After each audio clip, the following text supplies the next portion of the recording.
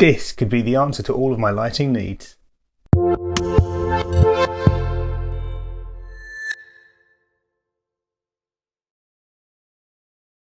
Hi all, my name's Tom Fricker. Welcome back to my YouTube channel. In today's video we're going to take a look at this, the Lume Cube Panel Mini light. Before we get started, let me state that this video is no way endorsed or sponsored by Lume Cube. Now, let's have a look at why I purchased this and exactly how I plan to use it.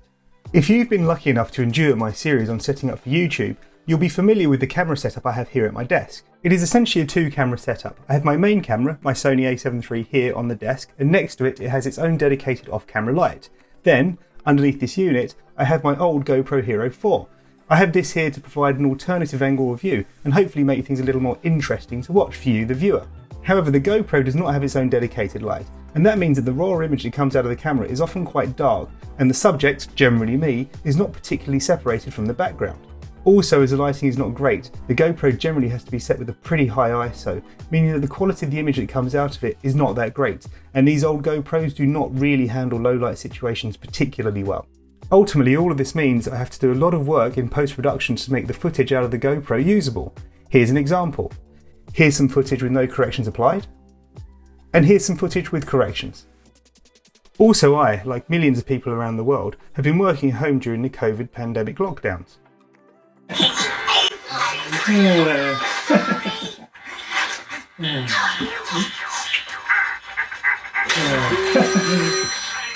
Hello boss, yep, oh no, that's nothing, no, hard at work, yeah, no, be ready any minute, don't worry, on it, with you any minute, right.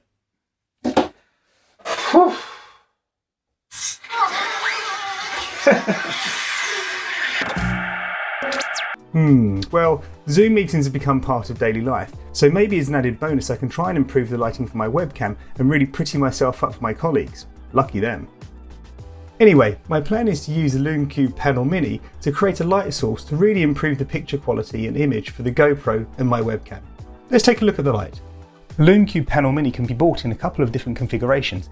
I purchased a video conferencing kit, which gives you the light and a suction cup mount, which I think will be perfect for the use case I have. It is also available as a broadcasting kit in which you get the light and a little desktop tripod, and there are a huge number of other accessories really to fit any need. Let's take a look inside the box and see what I got.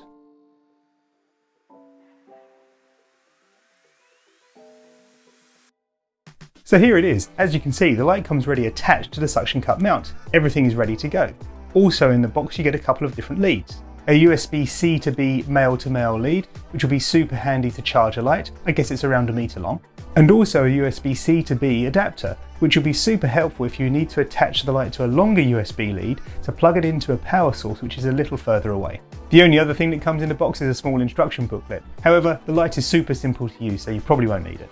Taking a closer look at the light itself, as you can see it comes with a rubber diffuser sleeve attached. If we take that off, we can see that this is essentially a 60 bulb LED panel. The light itself measures around 9 cm in length, 5.5 cm in height, and is only about 1 cm thick, making this a super portable little light. It'll easily slip into a pocket and will take up no space in the bag at all. Controls wise, there is a single button on the side that enables a user to turn the light on and off and switch between the modes, and there is a control wheel to adjust the light's parameters. On the back of the panel, there's a little tiny OLED screen, which, when on, shows you exactly how much power the light has left. It expresses it both as a pictorial diagram and as a percentage, and there are also 2 indicators which show you exactly what brightness the light is set to and also what colour temperature. Power-wise, this little light has a 1200 mAh battery built into it. The manufacturer's booklet claims that this will take about 1.8 hours to charge, and when fully charged will give you about 1.2 hours worth of use. Battery life is extended at lower levels of brightness, and time will tell whether those figures provided by the manufacturer are accurate. However, if they are, this is a really usable little light. Let's take a look at the controls here on the side of the light. The button at the top has 2 functions. If you click and hold it down, it turns the light on and off. However, if you click it whilst the light is turned on, it switches between the control modes. The little arrow on the screen shows you which parameter you're altering. When you click the button, it will switch between the brightness control and the light temperature control. As you can see, if we select the brightness control and push the control wheel down, the power of the light reduces. It drops in around 5% increments. Then, as you can see, as the power drops, the battery life increases and it maxes out at around 12 hours when the power of the light is set at 1%. If I click the button again, the arrow will drop down next to the light temperature control.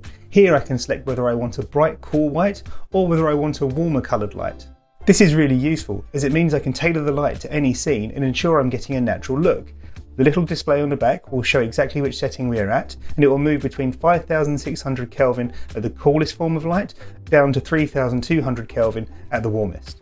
Other than that, all that's on the side panel here is a little USB-C connector that is used to charge the battery in the light.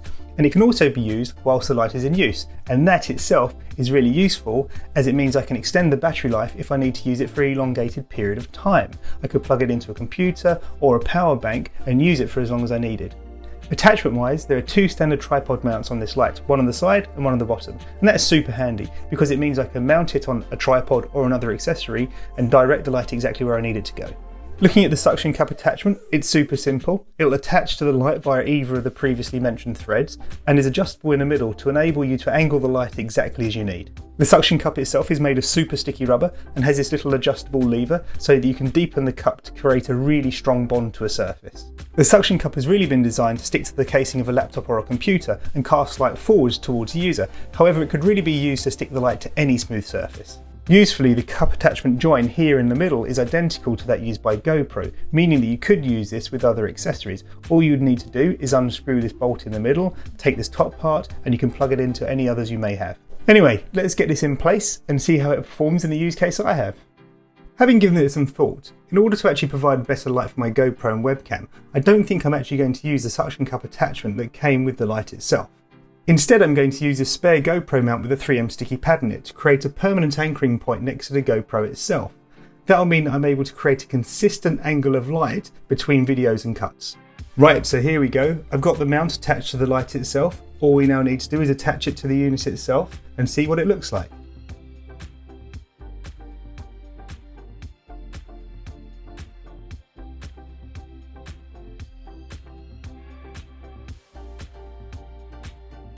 Right, so as you can see, it's brightened up the scene considerably. I need to have a play with the settings. At the moment it's a bit too bright and I don't think the colour temperature is right, but let's have a fiddle around and see if we can make that a bit better. There we go, I think that's much better. I've warmed the colour temperature of the light up a little bit and turned down the brightness, and I think that's just about perfect. It's illuminating the scene nicely, and I really hope this means that in post-production I have to do less adjustment to the images in order to make them usable. As for the webcam, I'm a bit better illuminated on that, so hopefully I can give my colleagues a much better zoom experience. Lucky them. Power-wise, I can just plug the light directly into one of the computers I have here with the USB lead that came with it, meaning that I won't have to worry about the battery running out. And as I haven't used the suction cup that came with the light itself, I can keep that and use it elsewhere. For instance, if I have to travel for work, or if I want to go and record something elsewhere, I can attach it to my MacBook Pro and use it to illuminate a subject better there and then. Cost-wise, the light panel on its own can be bought from Amazon for around £69, and actually there's a sale on the video conferencing kit at the moment, meaning it can be picked up for exactly the same price. For anybody based in the US, it may be cheaper to buy the light directly from Lume Cube's website. They can be purchased on there for around $55. And this is clearly not the only small LED panel light available on the market. Others do make them. For instance, Aperture, a very well-respected lighting brand, makes something very similar. However, if you go and look, it costs over double the amount of this small light. In summary, this is a super useful little accessory for anybody who's into photography or videography. It's small enough to drop into your pocket or throw into a bag and take out with you when you're out and about in order to create an additional light source should you need to. And it really packs a punch too. For example, if I'm in my studio and I use this as the only dedicated light source to film, you can see it really makes a difference, and it's much better than having no lighting at all. So if you are out and find you need to create light, this is a great option. At home, it's small and unintrusive and can be placed exactly where you need it just to create that additional light source, and will really improve the quality of your video and photography. I highly recommend this to anybody who's looking for a small light that packs plenty of punch.